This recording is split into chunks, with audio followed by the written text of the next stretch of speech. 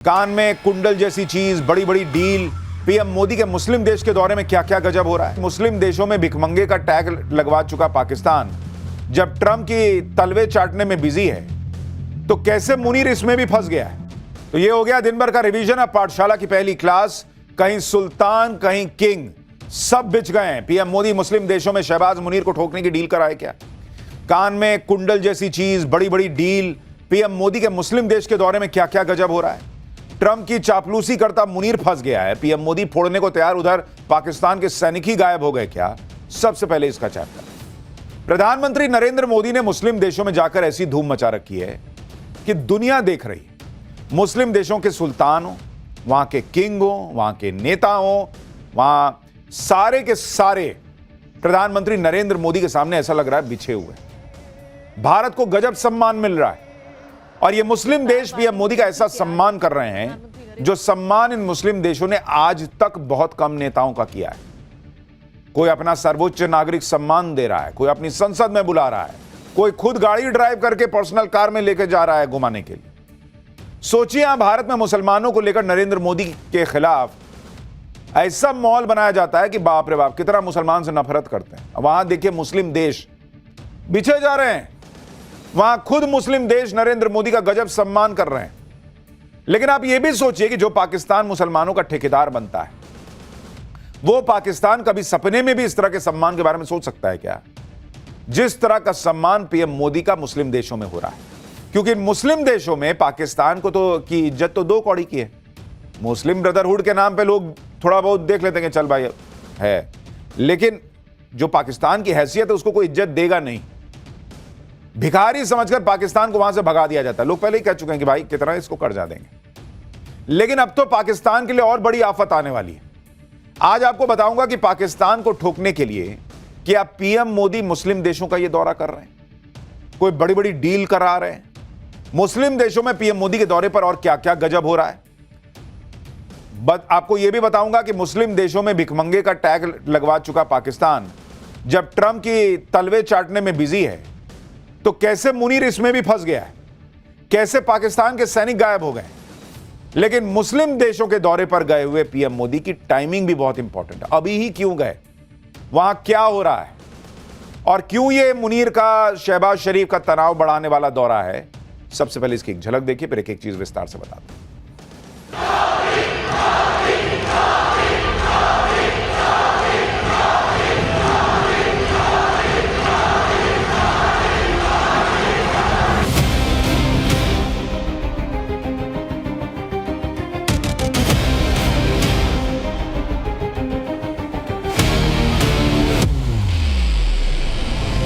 भारत ने सिर्फ पॉलिसी नहीं बदली है, भारत ने अपना इकोनॉमिक डीएनए बदला है।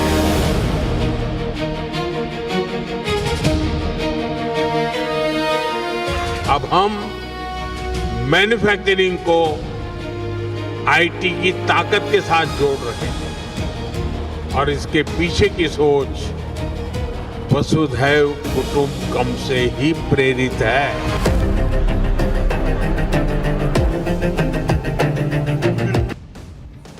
मुस्लिम देशों में पीएम मोदी के दौरे की सबसे धाकड़ तस्वीर ओमान से आई है। जिस मुस्लिम देश ओमान में धुरंधर फिल्म को बैन करवा के मुनीर, शहबाज और पाकिस्तान खुद को धुरंधर समझ रहे थे, मोदी ने ओमान जाते ही इनका छछूंदर बना के छोड़ दिया।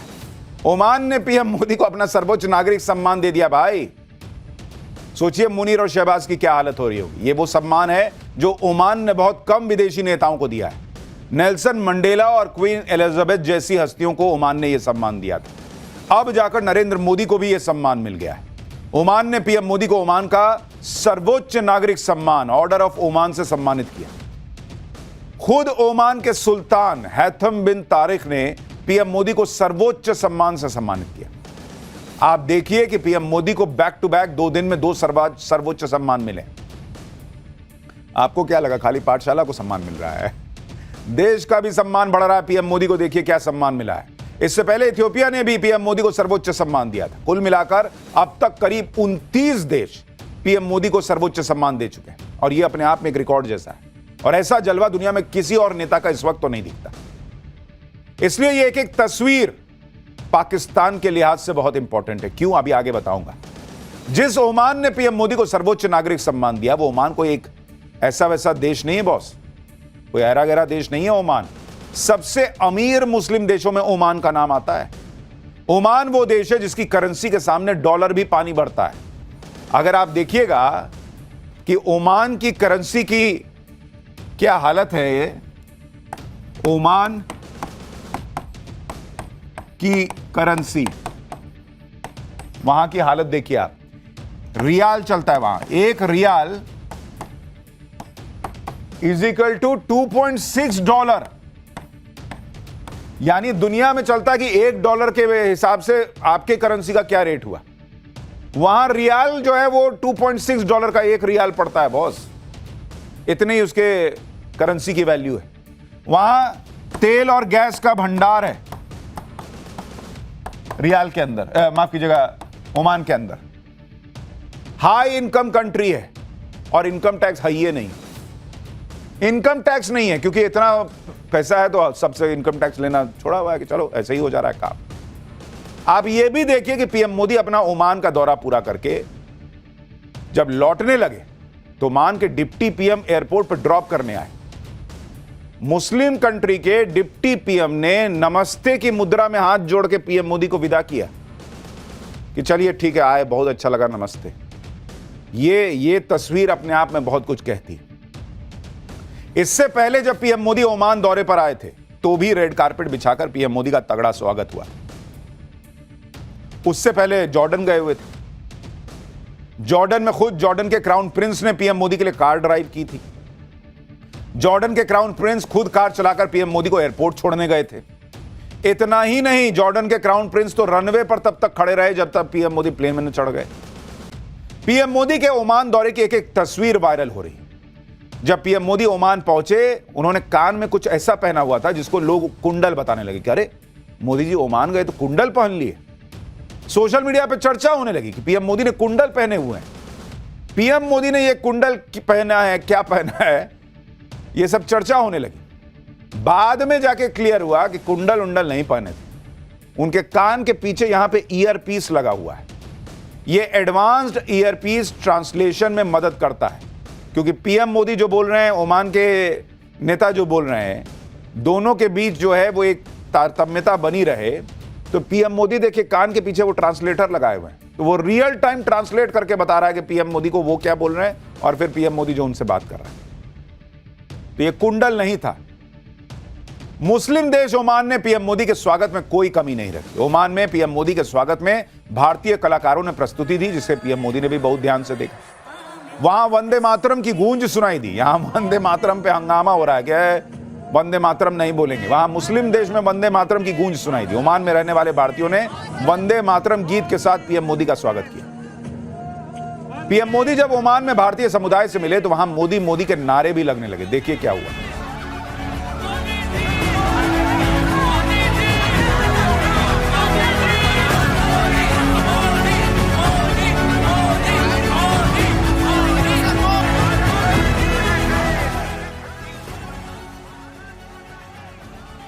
ओमान में पीएम मोदी ने भारतीय समुदाय को भी संबोधित किया। जिस हॉल में पीएम मोदी का कार्यक्रम था, भाई ठसाठस भरा हुआ था, खचाखच भरा हुआ था। पीएम मोदी से मिलने, उनके साथ सेल्फी लेने की होड़ लग गई। एक फोटो सर मेरे साथ, एक फोटो मेरे साथ, देख रहे हैं पूरा एकदम खच खच भरा हुआ है। पीएम मोदी के लिए भारतीय समुदाय में जबरदस्त क्रेज दिखा। पीएम मोदी जब भाषण देने आए, भाई साहब मोदी मोदी होने लगा, पूरा हॉल गूंजने लगा। बोल ही नहीं पा रहे, इतना मोदी मोदी हो गया। सुनिए क्या हुआ।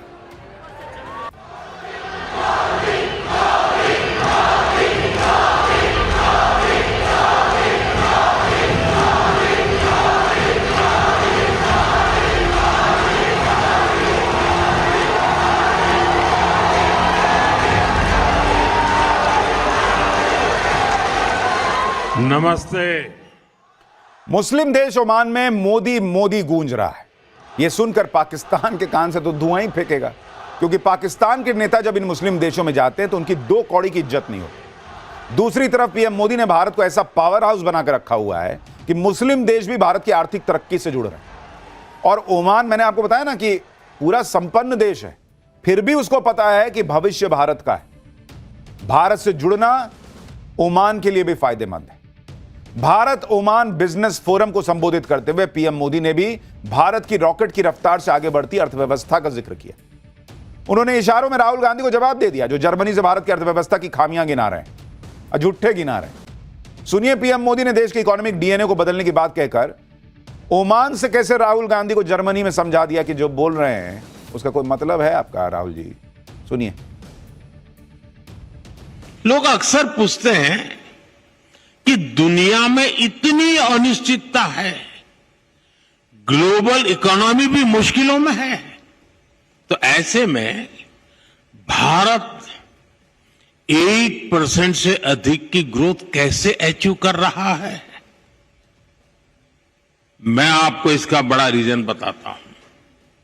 असल में बीते 11 वर्षों के दौरान भारत ने सिर्फ पॉलिसी नहीं बदली है, भारत ने अपना इकोनॉमिक डीएनए बदला है।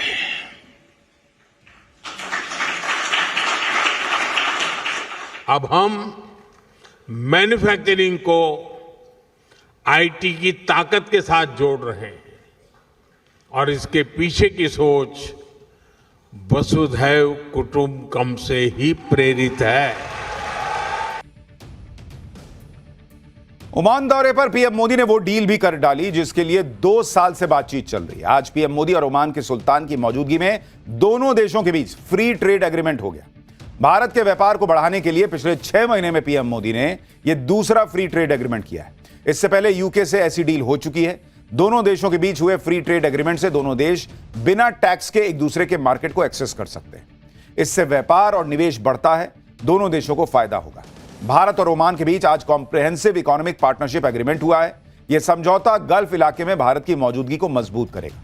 खास बात यह है कि ओमान ने अपने 98% से ज्यादा सामान पर भारत से आने वाली चीजों पर ड्यूटी 0 कर दी है, जैसे कपड़े, जूते, ज्वेलरी, मशीनरी, दवाइयां और गाड़ियां। इसके अलावा ओमान ने भारत के लिए अपना सर्विस सेक्टर भी खोल दिया। सर्विस सेक्टर में 127 क्षेत्र ऐसे हैं जहां भारत को पहले से ज्यादा मौका मिलेगा, जैसे computer, business, education, health. Bharat ने ओमान से आने वाले 78% सामान पर टैरिफ भी कम किया है, लेकिन दूध, चाय, रबर, सोना, चांदी जैसी चीजों को बाहर रखा है। ओमान में भारतीय प्रोफेशनल्स के लिए आसानी होगी। ओमान में जो भारतीय कंपनियां काम कर रही हैं वो अपने यहां 50% स्टाफ अब इंडिया से रख सकती है। पहले ये लिमिट 20% की थी। भारतीय कंपनियों को ओमान में 100% इन्वेस्टमेंट की इजाजत मिल गई है। इसी तरह 4 ऐसे सेक्टर हैं जिसमें ओमान ने पहली बार किसी देश को ट्रेड करने की इजाजत दी है। पहली बार। ओमान ने इससे पहले साल 2006 में अमेरिका के साथ इस तरह की डील की थी। आप यह भी देखिए कि ओमान के साथ पीएम मोदी ने जो डील की उसमें भारत के किसान और छोटे व्यापारियों के हितों की रक्षा के लिए इस डील से कुछ सेक्टर्स को बाहर रखा गया। इसमें agriculture product, dairy items, gold, silver, footwear, खेल का सामान सब शामिल है कि भाई इसमें नहीं घुसिए आप, यह हमारे लिए भी जरूरी है और जो खाने पीने की चीजें हैं वो हमारे किसान के लिए जरूरी है। इन सेक्टर्स में कोई ड्यूटी कंसेशन नहीं दिया भारत ने, यानी इन सेक्टर्स में घरेलू उत्पादों को बचाने के लिए इसे फ्री ट्रेड एग्रीमेंट से बाहर रखा गया और ऐसा भारत ने अपनी शर्तों पर किया, बिना ओमान को कोई कंसेशन दिए हुए। इसके अलावा ओमान ने भारत को मार्बल के मामले में बड़ी छूट दी। एक्सपोर्ट बैन के बावजूद भारतीय कंपनियों को ओमान ने यह छूट दी है कि वो ओमान से मार्बल ब्लॉक्स मंगवाकर खरीद सकते हैं। यानी भारत ने ओमान के साथ अपनी शर्तों पर डील की। जो राहुल गांधी कहते हैं ना कि भाई अरे नरेंद्र मोदी और डोनाल्ड ट्रंप की डील नहीं हो रही, या ट्रंप जो अपने हिसाब से चीजें करा ले रहे हैं। भाई ट्रंप हो चाहे ओमान हो, नरेंद्र मोदी अपने हिसाब से, अपने देश के हित के हिसाब से चलते हैं और इसलिए एग्रीकल्चर प्रोडक्ट से कोई समझौता नहीं किया। इसी बात पर अमेरिका के साथ भी ट्रेड डील फंसी हुई। अमेरिका चाहता है पीएम मोदी बिना कोई इंपोर्ट ड्यूटी लगाए अमेरिका के एग्रीकल्चर प्रोडक्ट्स को भारत में बिकने दें, लेकिन अगर ऐसा होगा तो हमारे किसानों को नुकसान होगा और इसीलिए पीएम मोदी अड़े हुए हैं कि ना, यह नहीं हो सकता, यह नहीं होगा, आगे की बात करो। ओमान के साथ डील में भी पीएम मोदी ने यह बता दिया कि भारत अपनी शर्तों पर डील करता है। दूसरी तरफ अमेरिकी राष्ट्रपति डोनाल्ड ट्रंप भारत पर टैरिफ लगाकर सोच रहे थे कि वो भारत का बड़ा नुकसान कर देंगे, लेकिन अमेरिकी मार्केट की भरपाई के लिए पीएम मोदी लगातार दूसरे देशों से ताबड़तोड़ डील कर रहे हैं। अभी न्यूजीलैंड, यूरोपीय यूनियन, चिली, पेरू, इजराइल के साथ फ्री ट्रेड एग्रीमेंट पर बात चल रही। ओमान से हो ही गया, यूके से हो ही गया, यानी जितना अपना मार्केट खोलना है खोल लो। तो वो कहते हैं ना, अंग्रेजी में एक कहावत है, ब्लेसिंग इन डिस्गाइज। ट्रंप ने जो किया, हमारा नुकसान तो नहीं किया, हमारे मार्केट और फैला दिए, हमारे व्यापारियों का और फायदा करा दिया कि जाओ ये भी मार्केट है वो भी मार्केट है। ओमान के साथ हुए फ्री ट्रेड एग्रीमेंट में पहली बार भारत की पारंपरिक दवाओं को भी शामिल किया गया।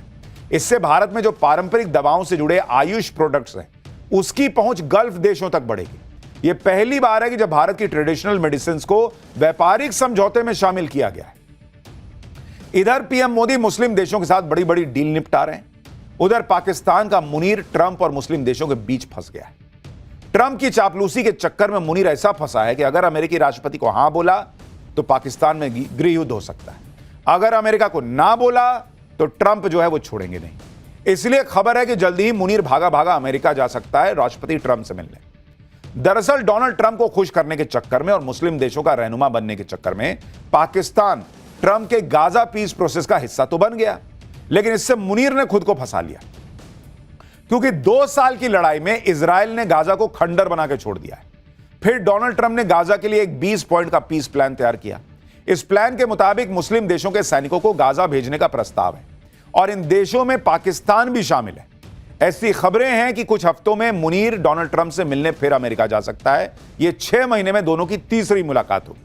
वैसे तो ट्रंप से मिलना मुनीर के लिए किसी लॉटरी लगने जैसा ही है, लेकिन इस बार की मुलाकात में मुनीर बुरी तरह फंस जाएगा, क्योंकि ऐसी संभावना है कि इस मुलाकात में गाजा पर बात हो सकती है। संभव है कि राष्ट्रपति डोनाल्ड ट्रंप से मुलाकात में मुनीर को गाजा में पाकिस्तान की फौज भेजने के लिए कह दिया जाए। अब डोनाल्ड ट्रंप चाहेंगे तो मुनीर कैसे इनकार कर सकता है? मुनीर को भी अपनी सेना गाजा में भेजनी पड़ेगी, लेकिन इससे मुनीर कैसे फंस जाएगा उसका ट्रेलर देखिए। ये तस्वीरें ज्यादा पुरानी नहीं है। इसी साल अक्टूबर में लाहौर से लेकर मुरीदके तक भयंकर बवाल हो चुका है। पाकिस्तान में कट्टरपंथी लब्बैक वाली जमात ने पाकिस्तान की सेना के खिलाफ मोर्चा खोल दिया था। पाकिस्तान के फौजी ठिकानों पर आग लगा दी थी। इस्लामाबाद से रावलपिंडी तक जबरदस्त कोहराम मचा था। आशंका जताई जा रही है कि पाकिस्तान में एक बार फिर ऐसा ही होगा। ऐसा क्या, इससे भी भीषण बवाल हो सकता है कहा जा रहा है। और अगर पाकिस्तान की फौज गाजा में पहुंचती है तो पाकिस्तान में गृह युद्ध तय माना जा रहा है। अगर पाकिस्तान फौज भेजने से इंकार करता है तो अमेरिका पाकिस्तान को फूटी कौड़ी नहीं देने वाला। पाकिस्तान को अमेरिका से मिलने वाली हर मदद पर ट्रंप ताला लगा सकते हैं। सुनिए कैसे पाकिस्तान में एक्सपर्ट भी मुनीर पर भड़के हुए हैं। फिर आपको बताता हूं कि पीएम मोदी ये जो मुस्लिम देश गए हैं उससे भी पाकिस्तान क्यों तनाव में। यानी मुनीर अपनी ही चाल में फंस गया है। ऐसी ही गलती मुनीर ने ऑपरेशन सिंदूर के वक्त भी की थी। भारत से युद्ध में हारने के बाद भी उसकी अकल ठिकाने नहीं आई। और अब देखिए नरेंद्र मोदी जिस तरीके से मुस्लिम देशों में जा रहे हैं, वहां से शानदार रिलेशनशिप बन रही है। पाकिस्तान को तो यही भरोसा रहता है ना कि कुछ होगा तो यही मुस्लिम ब्रदरहुड के नाम पर ये मुस्लिम देश बचाने आएंगे। नरेंद्र मोदी का ये दौरा, उसकी टाइमिंग बहुत इंपॉर्टेंट है बॉस, क्योंकि कहा जा रहा है कि ऑपरेशन सिंदूर 2 कभी भी हो सकता है। ऐसे में मुस्लिम देशों में भी भारत का इस तरह से कनेक्ट बढ़ाना, उनसे ये दोस्ती दिखना, पाकिस्तान को मैसेज है कि इस बार कोई बचाने नहीं आएगा। और अब तो पाकिस्तान के सैनिक अगर गाजा चले गए तो जब यहां सैनिक थे तभी कुछ नहीं कर पाए, जब सैनिक और कम हो जाएंगे तो सोचिए क्या होगी हालत पाकिस्तान की। लेकिन यह सुधरने वाला देश है। भारत से युद्ध में हारने के बाद भी शहबाज शरीफ और मुनीर पाकिस्तान की फर्जी जीत का जश्न मना रहे थे, लेकिन अब यही फर्जी जश्न पाकिस्तान के लिए गले की फांस बन गया है। शहबाज शरीफ कितना झूठा आदमी है, मैं आपको उसका सबूत देता हूं। उसकी फर्जी कहानी के आंकड़े आपस में टकरा रहे हैं। शहबाज शरीफ ने फिर दावा कर दिया है कि पाकिस्तान से संघर्ष में उसने भारत के 6 लड़ाकू विमान गिराए थे। इससे पहले यूएन में बोला था कि 7 गिराए थे। संसद में बोला था कि 5 भारत के विमान गिराए थे, भारत के 5 विमान गिराए थे। अब पहले तो उक्का बुक्का 3 तड़ोक्का करके तय कर लो कि 5 गिराए हो कि 6 गिराए हो कि 7 गिराए हो। कितना गिराए हो पहले तय तो करो। झूठ बोलने के साथ देखिए दिक्कत ये याद नहीं रहता है। तो कभी बोल रहा है 5 विमान गिराए भारत के, कभी कह रहा 6, कभी 7। देखिए क्या हालत हो गई इसकी। भाई जब झूठ ही बोलना है तो 5, 6, 7 क्या करो, 25, 30 बोल दो। उसमें इतना कंजूसी क्या करो, झूठ में भी कंजूसी। और तुम्हारे यहां की पब्लिक भी वैसे ही है, दिमाग से पैदल, उस मान ही लेगी, ताली मारी देगी। तो 25 बोलो, सीधा एक काम करो, नक्की करो 25 पे बोलोगे। 25 विमान भारत के गिरा दिए। इधर मुनीर फंसा हुआ है, उधर पीएम मोदी पाकिस्तान को फोड़ने के लिए लगातार तैयारी तेज कर रहे हैं। बॉर्डर पर भारतीय सेना अपनी तैयारियों को और धार दे रही है। आप देखिए कि जम्मू कश्मीर में एक खास ट्रेन से सेना के टैंक और आर्मी ट्रक जो है वो कश्मीर लाए गए हैं। सेना ने बताया कि ट्रेन के जरिए टैंक, तोप सफलतापूर्वक अनंतनाग तक लाए गए हैं। यह सेना के लिए एक अहम लॉजिस्टिक उपलब्धि है। घाटी तक आसानी से ये पहुंच पा रहे हैं। तो जो लोग पूछते थे कि अरे वहां घाटी में इतने सालों बाद रेलवे लाइन बन गई तो क्या हुआ, ये हुआ बॉस। और हमने आपको तब भी कहा था कि पाकिस्तान के लिए मुश्किल बढ़ जाएगी, क्योंकि अब ट्रेन से एकदम खटाखट मामला पहुंच रहा है। अब ये क्यों पहुंच रहा है ये तो मुनीर भी समझ रहा होगा। भारत से भिड़कर पाकिस्तान का जो हाल हो रहा है वो तो दुनिया देख रही है, लेकिन इससे बांग्लादेश की अकल ठिकाने नहीं लग रही। बांग्लादेश कुछ न सीख रहा। बांग्लादेश में एंटी इंडिया नैरेटिव अभी खतरनाक होता जा रहा है। लगातार 2 दिन से बांग्लादेश की सड़कों पर भारत के खिलाफ प्रदर्शन हो रहे हैं। ये प्रदर्शन इतने उग्र हो गए कि बांग्लादेश में इंडियन वीजा एप्लीकेशन सेंटर पर ताला लगाना पड़ा। बुधवार को तो उग्र भीड़ ढाका में भारतीय उच्चायोग की तरफ मार्च करने लगी। पुलिस ने बैरिकेड लगाए तो ये उग्र भीड़ जो है वो बैरिकेड तोड़ने लगी। देखिए कैसा वहां ढाका में तमाशा हो रहा है। कल ढाका में प्रदर्शन हुआ, अब ये उग्र प्रदर्शन बांग्लादेश के बाकी शहरों में फैल रहा है। बांग्लादेश के राजशाही में भारतीय सहायक उच्चायोग के बाहर प्रदर्शन हुआ। पुलिस को भीड़ को नियंत्रित करने में मशक्कत करनी पड़ी, क्योंकि इस्लामी कट्टरपंथियों ने हमले की धमकी दी। भारत के खिलाफ यह प्रदर्शन जुलाई ओइकिया यानी जुलाई एकता के बैनर के तले हो रहा है। मार्च में एंटी इंडिया नारे लगाए गए। शेख हसीना को बांग्लादेश को सौंपने की मांग की गई।